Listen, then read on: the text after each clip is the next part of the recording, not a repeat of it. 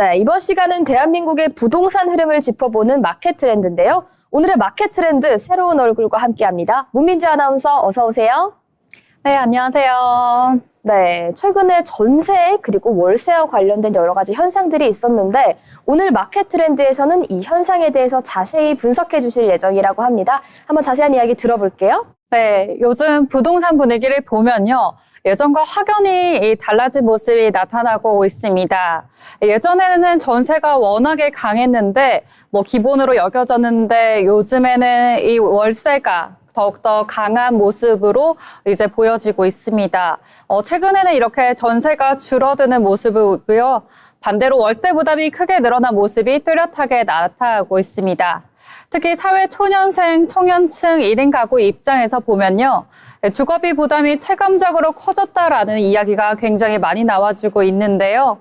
오늘 방송에서는 왜 전세 물량이 줄어들고 있는지, 그리고 월세 가격이 올라가는 이유는 무엇인지, 앞으로의 부동산 시장 방향은 어떻게 흘러가는지, 그리고 가장 중요한 청년과 실수요자는 무엇을 준비해야 되는지 4가지에 대해서 말씀을 드려보도록 하겠습니다. 네, 새해를 앞두고 말씀해주신 이 중요한 포인트에 대해서 짚어보면 굉장히 큰 도움이 될 것 같습니다. 그렇다면 전세가 지금 이렇게까지 급감한 이유가 궁금한데요. 어떠한 이유들이 작용을 했을까요? 네, 전세가 급감한 이유는 크게 3가지 이유를 들 수가 있는데요. 먼저 첫 번째는 이제 월세가 굉장히 급증했다라는 점입니다. 집주인의 입장에서 보증금을 받게 되면 이자 수익이 나니까 유리해 보일 수는 있는데요. 하지만 실제로는 정반대의 결과가 나왔습니다. 전세 보증금은 집주인의 입장에서 나중에 돌려줘야 하는 이 부채와 같습니다. 그렇기 때문에 금리가 올라가면 대출 부담이 커지고요. 그리고 안전한 투자처도 좀 불리하다라고 보실 수가 있겠습니다. 역전세 위험까지 커지면서 이제는 이 전세를 유지하는 것이 오히려 리스크가 되어버렸다라고 보실 수가 있겠습니다. 그렇다 보니까 집주인들은 자연스럽게 이제는 월세로 돌리는 구조가 되었습니다. 그리고 두 번째로 말씀드릴 것 같으면요. 이제 피해를 보는 사례가 굉장히 많이 나와줬었죠. 이제 세입자들이 전세를 기피하게 되었는데요. 이제 전세 사기 문제 많이 들어보셨죠? 네, 그래서 전세 사기 문제가 계속해서 이어지고 있다 보니까 수천 명이 피해를 보게 되는 사례가 나타나게 됐고요. 그로 인해서 전세에 대한 불신이 굉장히 커졌다라고 보시면 될 것 같습니다.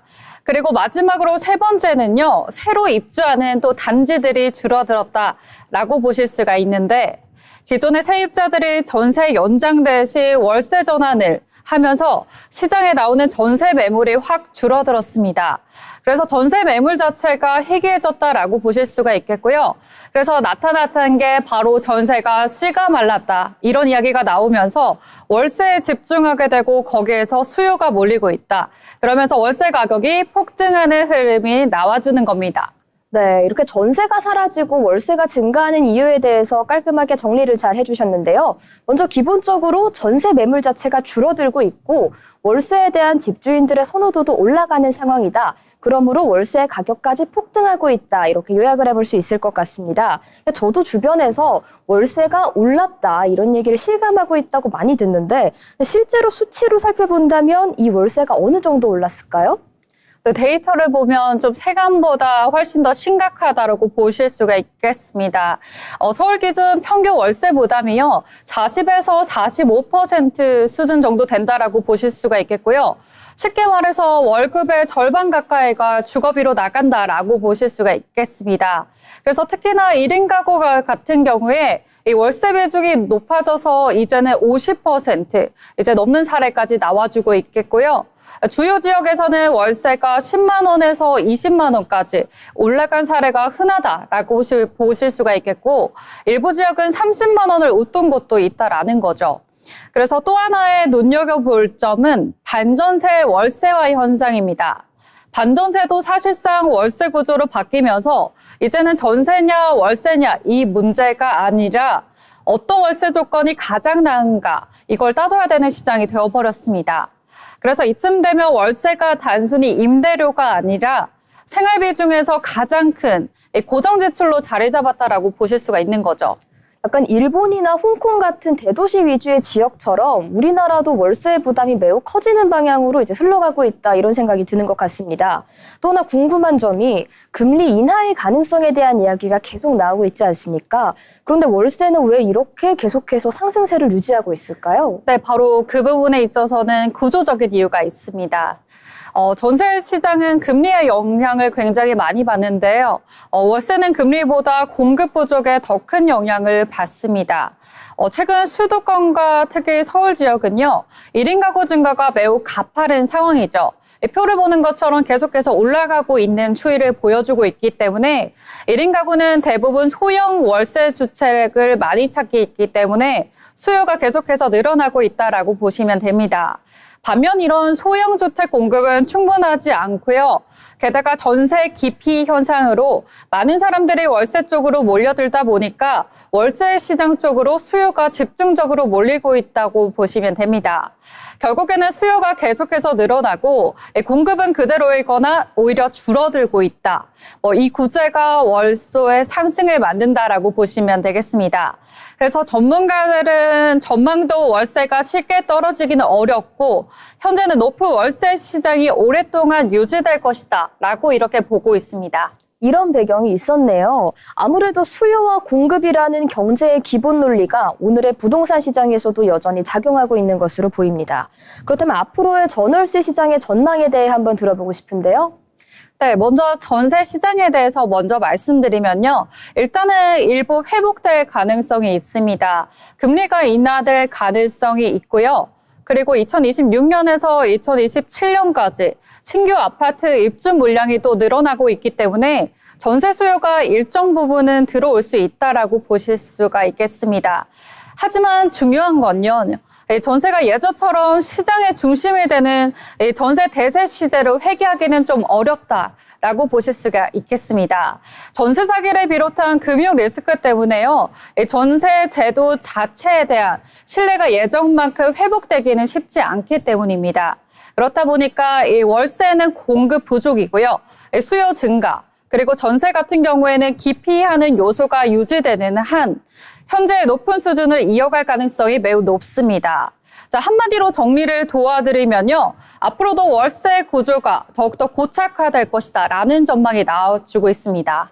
네, 이제 재건축 물량 등이 풀리면서 전세 매물이 일부 돌아올 가능성은 있지만 앞으로 대한민국 부동산 시장의 큰 흐름은 아무래도 전세가 아닌 월세 중심으로 흘러갈 것 같다. 이런 말씀 전해주셨습니다. 그렇다면 이제 청년층이나 실수요자들은 지금부터 어떤 부분을 대비하면 좋을까요? 네, 그래서 현실적인 효과 방법에 대해서 3가지 전략 말씀드려 보도록 하겠습니다. 네, 먼저 첫 번째 전략으로는요, 월세 시대에 우리가 맞춰서 이제는 고정비를 재정비하는 방법이 있겠습니다. 예를 들어서 반전세 같은 경우에 활용하면서 보증금을 조금 올리는 대신에 월세를 낮추는 방법이 있겠습니다. 그래서 이런 조정만으로도 한 달에 20만 원에서 30만 원까지를 절약한 사례들이 실제로 나와주고 있습니다.